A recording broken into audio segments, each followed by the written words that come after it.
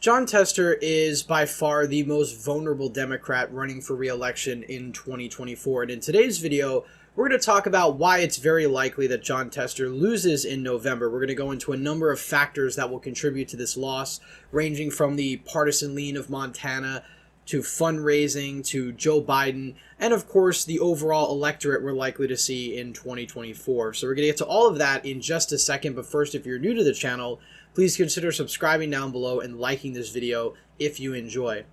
So Montana is a very red state when it comes to presidential contests. Donald Trump won the state by 16 points back in 2020 and 20 points back in 2016. So it's very likely that Donald Trump is probably going to win the state of Montana in 2024 by a similar margin, if not a larger margin, given how unpopular Joe Biden is in the state. Now, if we take a look at the civics map nationwide, and we made a video on this about a week ago, but out of all the states in the country, only 2 states actually have Joe Biden above water, meaning his approval rating is above his disapproval rating in the entire country. And Montana is one of the states where Joe Biden is the least popular. Joe Biden holds a net approval of -41, 67% disapproving, just 26% approving.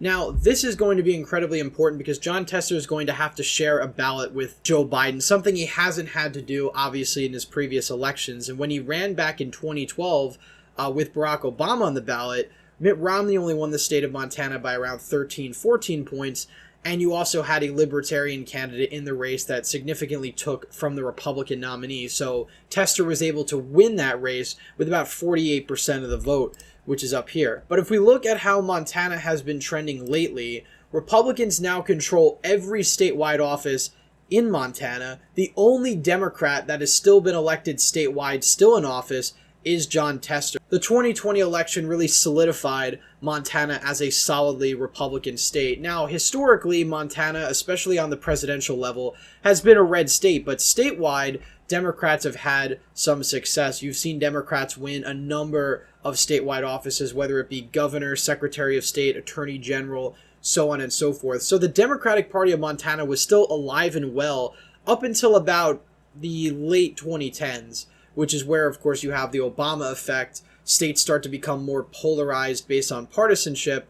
And, of course, you have states that are voting Republican presidentially start to vote Republican more down ballot. And Montana certainly wasn't immune to that trend. Now, the last time Jon Tester stood for election was in 2018, and he was able to beat transplant Matt Rosendale by around 3.5%. Now, that's a pretty small margin, but given the fact that Montana had voted for Donald Trump by 20 points 2 years earlier, this was a pretty impressive win. Now, Jon Tester has certainly cultivated an image in Montana. He comes across as sort of an everyman. He's a dirt farmer. He was born and raised in Montana, so he really stresses this blue-collar farming image that resonates with a lot of rural voters in the state. So that's how he's able to win, a decent chunk of Republicans and obviously a large majority of independents, because the majority of people registered in Montana are independents, or at least it's a large plurality, and Jon Tester is doing very well with that group. And these are voters that by and large vote for Donald Trump and other Republicans when it comes to the presidential contest. So Jon Tester certainly has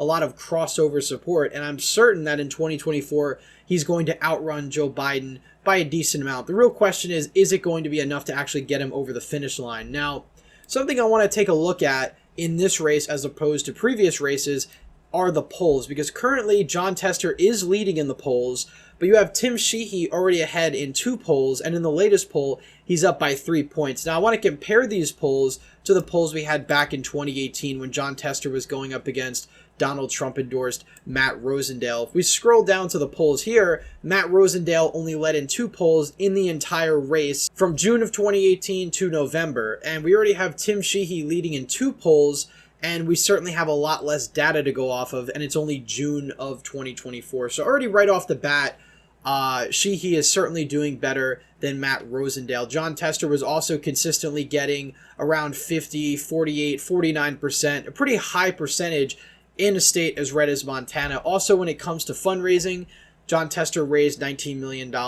Matt Rosendale raised $5 million. Now, of course, this time around, Jon Tester has significantly raised a lot more money, $37 million at this point in time as of May.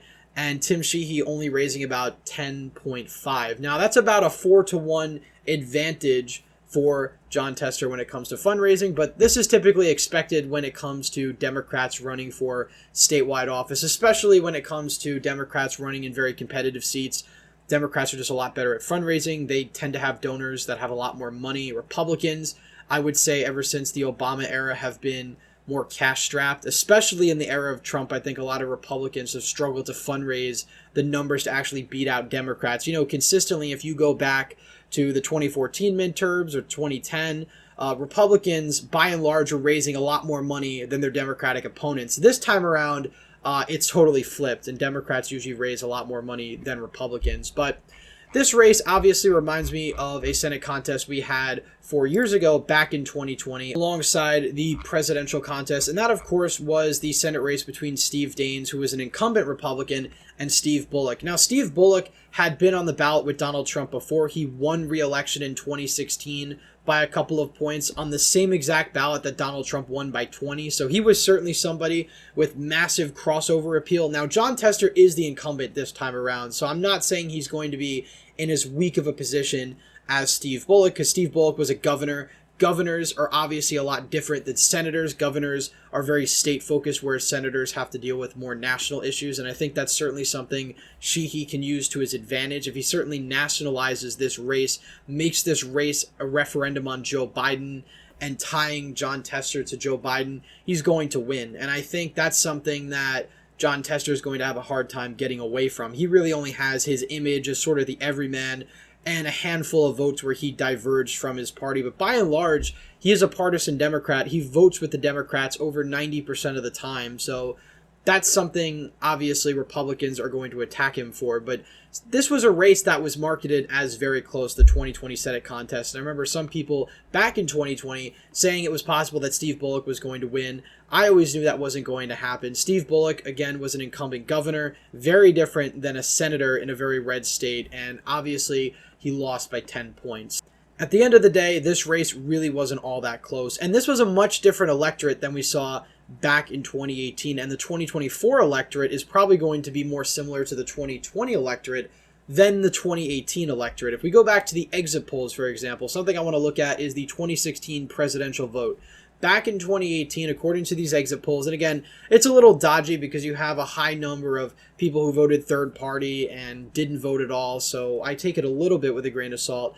But if there's any accuracy in these exit polls, the electorate back in 2018 was 37% Trump voting, 34% Clinton voting, with the remainder either voting for others or voting for the first time. Obviously, Democratic turnout was higher in 2018, specifically in sort of the more populated counties, Cascade County, Missoula, Billings, these population centers where Tester had to run up the margins, because even though Montana is a rural state, you still have most of the population concentrated in and around these smaller cities. So if Tester's able to do well there, he's going to be able to win statewide. Now, 2018 was sort of a blue wave, I guess you could argue, for Montana. Now, while Greg Gianforte didn't lose his race to be the congressman for Montana, it did get very close. He only got about 51% of the vote to 46, really only winning this contest by 5 points in a state that voted for Donald Trump by 20. So Democratic turnout was certainly up, and Republicans were doing a lot worse in places where they had won by double digits back in 2016. Yellowstone County, Cascade County, these were counties that Trump was winning by 20, 25, 30 points.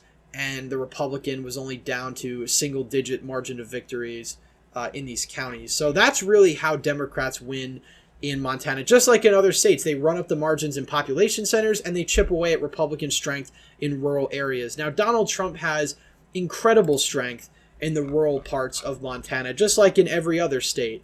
And even back in 2020, when he had a more lackluster performance than in 2016, only winning by 16 points, he's winning places like Cascade County by almost 20 points. He's only losing in Missoula by around 24. Compare that, of course, to 2018, where Matt Rosendale lost Missoula by 37 points. He lost Cascade County by 6. So I think any Republican who's on the ballot with Donald Trump is going to do significantly better in these regions. Now, another thing that I think could benefit Tim Sheehy is that the state of Montana will likely determine the balance of power in the Senate, because West Virginia is going to be considered an auto flip, which would bring the Senate at 50-50. Montana is the next domino to fall in order for Republicans to take control of the Senate. So that's certainly something I think Republicans need to hit on, because the majority of voters in Montana would rather the Republicans control the Senate than the Democrats. And in order to win at the end of the day, Republicans need to convince those voters that Jon Tester is the Democrat standing in the way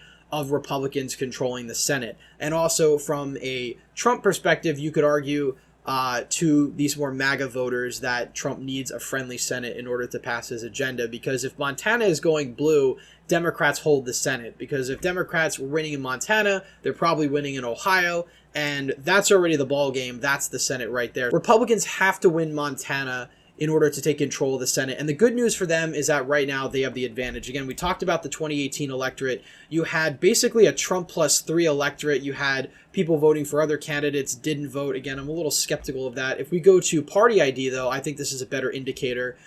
Democrats made up 25% of the electorate in 2018, Republicans 29%, Independents 45%, and Independents broke for Tester 50-45, so by a margin of 5 points they're voting for Tester. 7% of Republicans are voting for Tester, and obviously 98% of Democrats, no surprise there. But if you look at 2020, when it comes to party ID, the electorate in 2020 was only 22% Democrat, 37% Republican, and 41% Independent. Now, 6% of those Republicans ended up voting for Joe Biden, but Trump won the independent vote by 15 points. I think it's very unlikely that Tim Sheehy loses the independent vote while Donald Trump is on the ballot, and probably does even better with independents this time around. And I really think that just comes down to the fact that the days of split ticket voting are waning, because quite frankly, our politics has become so polarized that voters voting Republican at the top of the ticket are much less likely to vote for a Democrat in other offices, because the parties have sort of become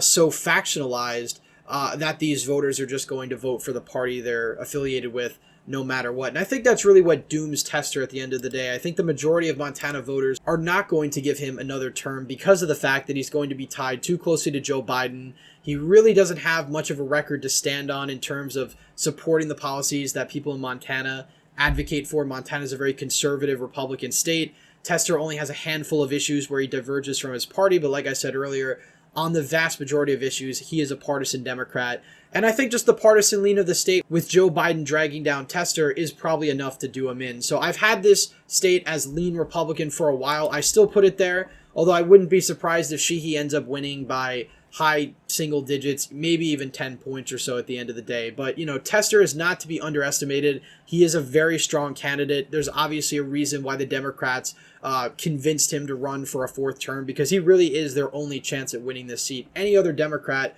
was up against Sheehy, they would lose by 15, 20 points. So Tester's really the Democrats' only hope in order to keep the Senate, unless there's some sort of loss somewhere else, which I think is very unlikely. I mean, the Republicans would have to lose Texas in order to make a loss in Montana for the Democrats lead to them still controlling the chamber. So it's very, very unlikely. So Democrats know, I think, that Montana is the race that is going to make the difference between Senate control. And right now, I think Republicans have the big advantage. And I think Tester, at the end of the day, probably goes down in November. Anyway, that's it for today's video. Please leave a thumbs up if you enjoyed, subscribe to the channel, hit the bell notification so you miss any more videos I put out. As always, again, thank you all for watching, and I hope to see you in the next one.